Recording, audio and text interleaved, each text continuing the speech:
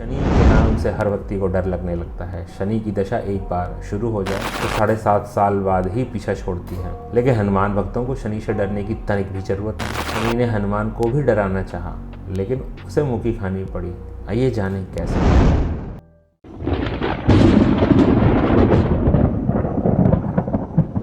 दोस्तों, मैं गिरिराज सिंह दशा दिशा चैनल में आप सभी लोगों का बहुत बहुत स्वागत करता हूं।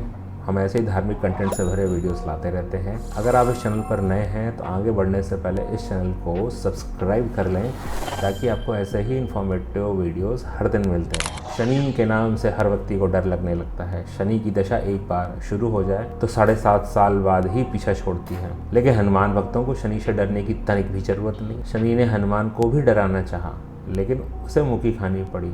आइए जानें कैसे। महान पराक्रमी हनुमान अमर और चिरंजीवी हैं। पवन पुत्र हनुमान रघुल के कुमारों के कहने से प्रतिदिन अपनी आत्मकथा का कोई भाग उन्हें सुनाया करते थे। एक बार उन्होंने अपनी आत्मकथा सुनाते हुए ये कहा कि मैं एक बार संध्या समय अपने आराध्य श्री राम का स्मरण करने लगा तो उसी समय ग्रहों में पाप ग्रह मंदगति सूर्य पुत्र शनिदेव पधारे। वह अत्यंत कृष्ण वर्ण के भीषणाकार रूप थे। वह अपना सिर प्राय झुकाए रहते हैं। जिस पर अपनी दृष्टि डालते हैं वह अवश्य नष्ट हो जाता है। शनिदेव हनुमान के बाहुबल और पराक्रम को नहीं जानते थे। हनुमान ने उन्हें लंका में दशग्रीव के बंधन से मुक्त किया था। वह हनुमान जी से विनय पूर्वक परंतु कर्कश स्वर में बोले, हनुमान जी, मैं आपको सावधान करने आया हूँ। त्रेता युग की बात दूसरी थी, अब कलयुग का प्रारंभ हो गया है। भगवान वासुदेव ने जिस क्षण अपनी लीला अवतार का समापन किया, उसी क्षण से पृथ्वी पर कली का प्रभुत्व हो गया है। यह कलयुग है। इस युग में आपका शरीर दुर्बल और मेरा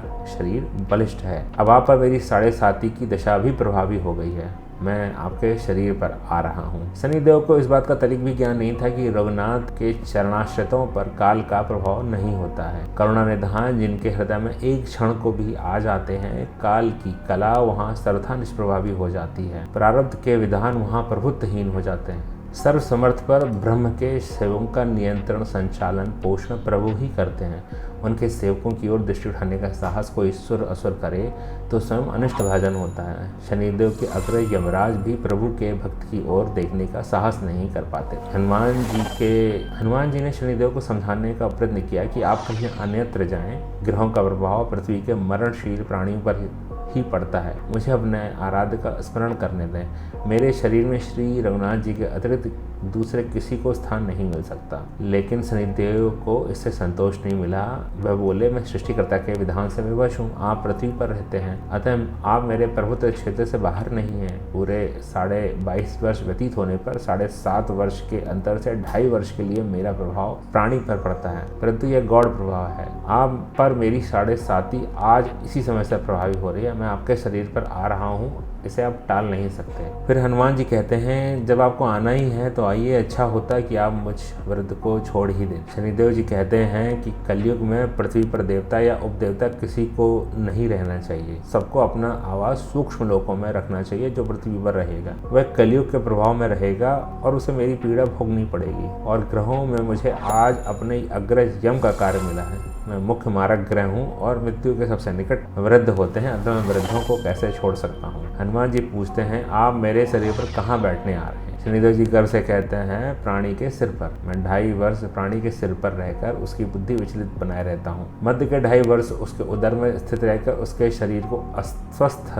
बनाता हूँ और अंतिम 2.5 वर्ष पैरों में रहकर उसे भटकाता हूँ। फिर शनिदेव हनुमान जी के मस्तक पर आ बैठे तो हनुमान जी के सिर पर खाज हुई। ऐसे मिटाने के लिए हनुमान जी ने एक बड़ा पर्वत उठाकर सर पर रख लिया। शनिदेव जी चिल्लाते हैं, यह क्या कर रहे हैं आप। फिर हनुमान जी कहते हैं, जैसे आप सृष्टिकर्ता के विधान से विवश हैं, मैं भी अपने स्वभाव से विवश हूँ। मेरे मस्तक पर खाज मिटाने का यही उपचार पद्धति है और आप अपना कार्य करें, मैं अपना कार्य। ऐसा कहते ही हनुमान जी ने दूसरा पर्वत उठाकर सिर पर रख लिया। इस पर शनिदेव जी कहते हैं, आप उन्हें उतारिए, मैं संधि करने को तैयार हूँ। उनके इतना कहते ही हनुमान जी ने तीसरा पर्वत उठाकर सिर पर रख लिया। तो शनिदेव जी चिल्लाकर कहते हैं, मैं अब आपके समीप नहीं आऊंगा। फिर भी हनुमान जी नहीं माने और चौथा पर्वत उठाकर सिर पर रख लिया। शनिदेव जी फिर चिल्लाते हैं, हे पवन कुमार, त्राहि माम, हे रामदूत, हे आंजनेयाय नमः।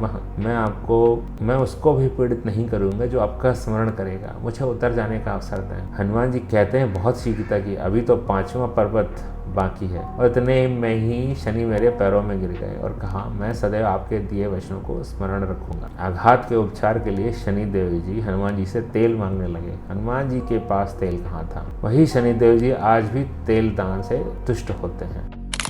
दोस्तों, इस वीडियो में यहीं तक। आपको हमारा ये वीडियो कैसा लगा हमें कमेंट्स में लिखें और बताएं। आप लोग हमारे ट्विटर, इंस्टाग्राम और फेसबुक हैंडल्स पर भी कनेक्ट हो सकते हैं। हम ऐसे ही धार्मिक कंटेंट से भरे वीडियोस लाते रहते हैं।